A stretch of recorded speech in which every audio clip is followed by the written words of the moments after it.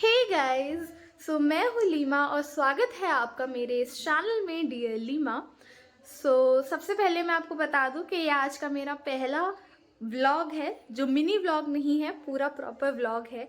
तो मैं already vlogs बनाती आती थी। अगर आप लोग मेरा वीडियोस पहले से देख रहे हैं तो मैं ऑलरेडी व्लॉग्स बनाती थी, लेकिन मैंने वो डिलीट कर दिया। अब मैंने वो डिलीट क्यों किया वो मैं आपको बाद में कभी फ्यूचर में बताऊंगी, अगर मुझे मौका मिला तो। लेकिन आज का ये मेरा व्लॉग है, तो मैं सबसे पहले अपने आप को इंट्रोड्यूस कर देती हूँ, अगर आप मेरे न्यू ऑडियंस हैं तो मेरा नाम है लीमा और मैं 17 साल की हूँ और मैं दिल्ली में रहती हूँ और मैं 11th क्लास में हूँ। शायद इतनी जानकारी आप लोगों के लिए काफ़ी होगी मेरे ब्लॉग्स देखने के लिए। वैसे तो मैं अक्सर ट्रैवलिंग ब्लॉग्स बनाती हूँ, लेकिन आजकल मेरा कहीं ट्रैवल हो नहीं पा रहा है, तो इसलिए मैंने सोचा कि इस बार अब थोड़ा घर का कंटेंट भी लेते हैं। तो कुछ ही दिनों पहले हम लोगों ने घर शिफ्ट किया था, तो वैसे इसमें तो कुछ बताने वाला था नहीं, लेकिन क्योंकि मैं 11th क्लास में हूँ तो मेरे एग्ज़ाम्स भी अभी आने ही वाले हैं, तो मैंने सोचा कि थोड़ी सी अपनी बातें शेयर कर ली जाए, अपनी स्टडी रूटीन थोड़ा शेयर कर ली जाए, अपनी थोड़ी करियर की भी बात कर लीजिए और घर से रिलेटेड जो भी है। अगर मेरा कोई ट्रैवलिंग ब्लॉग आता है तो मैं आपको सबसे पहले बताऊंगी। वैसे तो मैं जहाँ जहाँ जाती हूँ, मेरा जो सबसे बड़ा ट्रिप रहता है हमेशा का, अगर आप लोग मुझे जानते हैं तो मेरा वैष्णो देवी का सबसे बड़ा ट्रिप रहता है, क्योंकि हम लोग साल में हमेशा जाते हैं। इस बार हम पीछे भी नहीं गए थे, उसका रीज़न मैं भी आपको बता दूंगी आगे, ठीक है। तो मैं चाहती हूँ कि माता रानी इस बार हमें बुला लें, ठीक है, क्योंकि अभी तो जनवरी चल रहा है, बहुत वक्त है हमारे पास साल में, ठीक है। और इस साल मेरी 12th भी है, अगर आप लोग अब तो जानते ही हैं मुझे। तो मैं वैसे तो लाफिंग गर्ल के नाम से जानी जाती हूँ, क्योंकि मेरी हंसी बहुत ज़्यादा डरावनी है। तो वैसे जो मेरा नया घर है उसमें अभी पैकिंग का सामान ही पड़ा हुआ है, देखो बहुत बुरी हालत है, दिखाने लायक कुछ भी नहीं है, फिर भी मुझे तो चुल मचती है दिखाने की। खैर, और यहाँ पे है मेरी अलमीरा जिसमें मेरी बहुत सारी बुक्स हैं। Let me show you this mountain of books.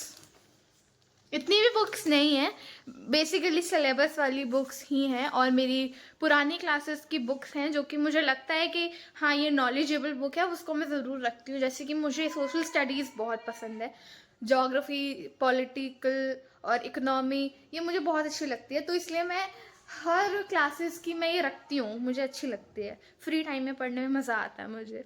क्या आप लोगों को भी पसंद है तो कमेंट्स में ज़रूर बता देना। वैसे मेरे पास स्टोरी बुक्स भी हैं, मुझे स्टोरी बुक्स पढ़ना भी बहुत अच्छा लगता है, तो वो भी मैं आपको दिखाऊंगी अभी अलग से कि मैं कैसे कैसे स्टोरी बुक्स पढ़ती हूँ, ठीक है। मेरे पास वैसी वाली कोई बुक नहीं है जो फिक्शनल हो, जो नॉन फिक्शनल हो, वैसी कोई स्टोरी बुक मेरे पास अभी तक नहीं है। होगी तो मैं आपको ज़रूर दिखाऊंगी फ्यूचर में। वैसे मुझे बहुत सारी लेनी है, वो भी मैं लूँगी। और मेरे को एक नावल के बारे में भी पता लगा है, वो भी मैं लूँगी, तो वो मैं आपको बता दूंगी मैं किस नावल की बात कर रही हूँ। बट अभी मैं आपको बुक्स दिखाती हूँ कि मेरे पास किस तरह की स्टोरी बुक्स है, ठीक है।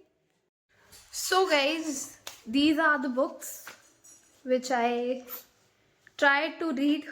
मैं कोशिश करती हूँ पढ़ने की अपने फ्री टाइम में, बट ऑफ कोर्स मुझे फ्री टाइम मिल नहीं पाता है, क्योंकि स्कूल का इतना होमवर्क रहता है, इतने प्रोजेक्ट्स रहते हैं, और मैं आजकल कंपटीशन में पार्टिसिपेट करती हूँ बहुत सारे, तो उनकी प्रेपरेशन में मेरा वक्त सारा निकल जाता है और मुझे बहुत सारी स्किल्स भी सीखनी है, इस वजह से मुझे टाइम मिल ही नहीं पाता। तो ये बुक्स जो हैं उनको मैं पढ़ने का ट्राई करती हूँ, कभी कभी पढ़ भी लेती हूँ जब छुट्टियाँ होती हैं तो देखो, सबसे पहले जो मैं आपको दिखाती हूँ वो इंटरेस्टिंग सी है और मेरे पापा ने मुझे दिलाई है, ये कॉमिक बुक।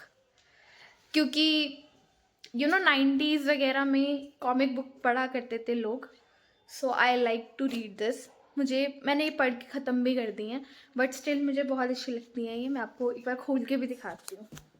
सो गाइज, ये जो मेरे पापा ने मंगाई थी स्पेशली यादों को पूरा करने के लिए, एक फीलिंग ऑफ नॉस्टैल्जिया जो हम करते हैं, हम तो नहीं, बेसिकली हमारे पेरेंट्स।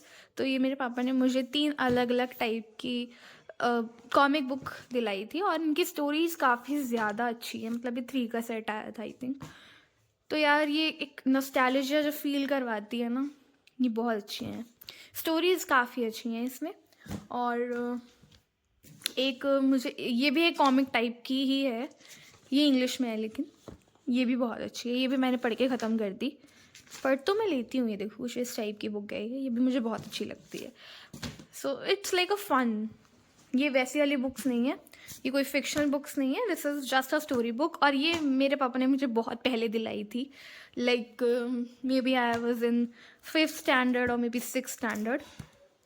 तो ये स्टोरी बुक है, नॉर्मल स्टोरी बुक, छोटे बच्चों की आती है।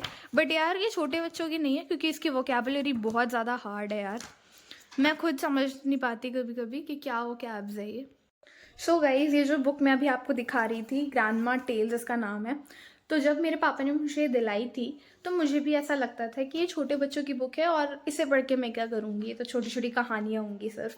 बट गाइज ये क्योंकि इंग्लिश में है, ये इसकी बड़ी बात नहीं है। इसकी बड़ी बात ये है कि इसमें जो वोकैब्स यूज़ हुई हैं वो बहुत ज़्यादा हार्ड है एंड समटाइम्स मैं भी समझ नहीं पाती और मुझे ट्रांसलेशन की मदद लेनी पड़ती है। इसकी जो वोकैब्स है वो बच्चों वाली है ही नहीं, मैं समझ ही नहीं पाती, कुछ बहुत टफ वर्ड्स होते हैं।